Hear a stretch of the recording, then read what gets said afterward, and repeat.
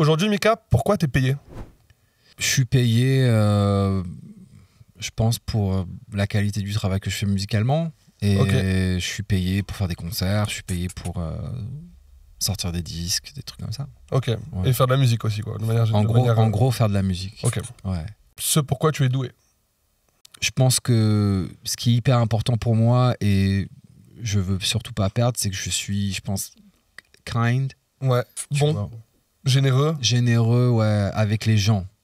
Tu vois, genre, c'est hyper important pour moi dans la vie d'être généreux émotionnellement avec les gens.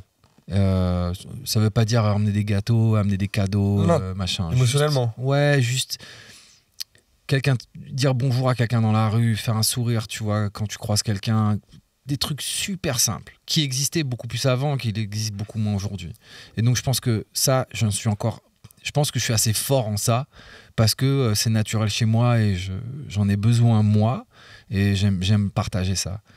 Donc dans la création aussi de manière générale, que ce soit de la musique ou... La création, je pense que c'est quand même... je pense que je suis très créatif et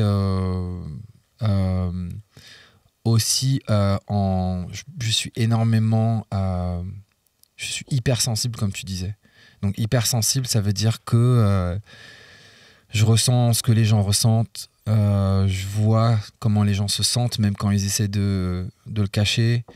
J'ai un peu un radar qui est assez pointu à ce niveau-là.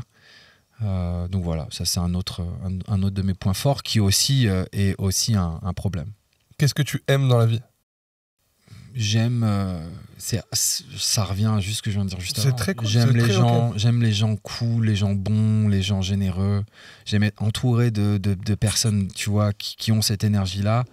Ça me renforce dans le sens où je me sens à la maison tout de suite, tu vois. J'ai pas besoin de faire d'efforts. Ça, c'est un truc hyper important pour moi. C'est pour ça que je suis tout le temps dans ma cave, parce que c'est compliqué de rencontrer... Il y a beaucoup de gens bons, c'est pas ce que je dis, mais c'est compliqué au jour le jour, de tout le temps. Il y en a des cachers?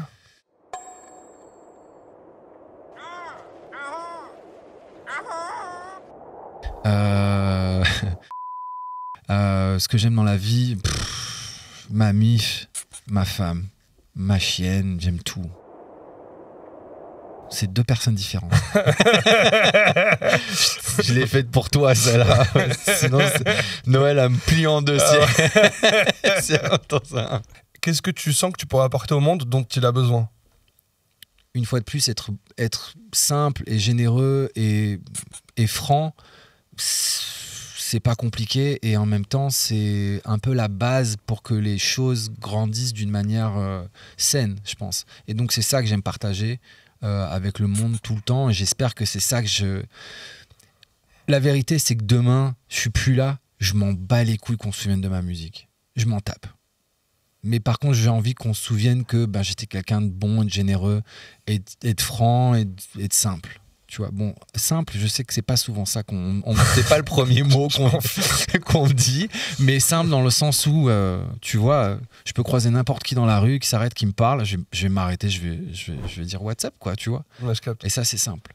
Du coup, je pense que ce serait intéressant qu'on analyse ton Ikigai ensemble. Quand on regarde ton Ikigai, on a l'impression que la musique, de manière globale, ouais. C'est pas forcément la raison principale qui te fait te lever du lit le matin. La musique, c'est un relais pour moi. C'est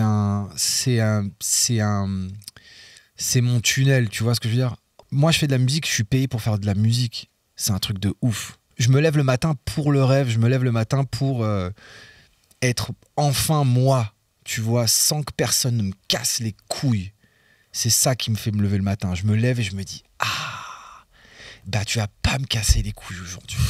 Les concerts, créer de la musique, etc. D'accord? Et la générosité et les mélanges créatifs, c'est ce qui va créer ta profession. Ouais. Si on s'y attelle dessus, tu vois, si on regarde. Et par exemple, partager des idées et la générosité que tu peux avoir, si tu veux l'associer à la musique, que ce soit dans un concert ou créer de la musique, tu auras créé ta mission. Ouais. D'une certaine forme. Tu vois. Et c'est à ce niveau-là que l'Ikigai devient intéressant. Ouais, c'est charmé. Je te laisserai le regarder plus en profondeur et tout. Mais du coup, est-ce que tu peux me dire ce que tu penses quand tu vois un petit peu ton Ikigai comme ça? En fait, ce qui est intéressant, c'est que là, par exemple, la mission... évocation, c'est intéressant qu'il n'y ait dans la vocation, il manque la musique.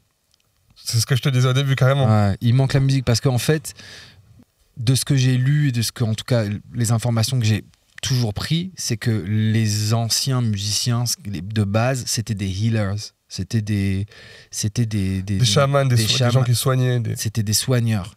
Soignants. Ouais. Me reprends pas, s'il te plaît. Mais pour moi, la musique, c'est vraiment ce côté, quand on n'en fait pas, mais on en écoute, ou quand j'en écoute, ça me soigne, ça nous permet de nous évader, et ça nous soigne de plein de manières différentes. Et moi, je vois la création de la musique de cette manière-là, d'une façon où, quand je vais à des concerts, et c'est pour ça que je vois la mission partage d'idées, de générosité, concert, créer de la musique. Moi, quand je vais à des concerts, ce qui me fait kiffer, c'est d'aller parler aux gens après, c'est de leur demander comment ça s'est passé. Pas est-ce que j'étais bien, mais comment vous avez kiffé. Est-ce que ça vous a apporté quelque chose? Tu vois, j'aime bien m'asseoir avec les gens, j'aime bien me foutre dans le public, j'aime bien, tu vois, genre, être sûr que les gens ont passé un bon moment, dans le sens où est-ce qu'ils ont été élevés, est-ce qu'ils se sentent mieux après.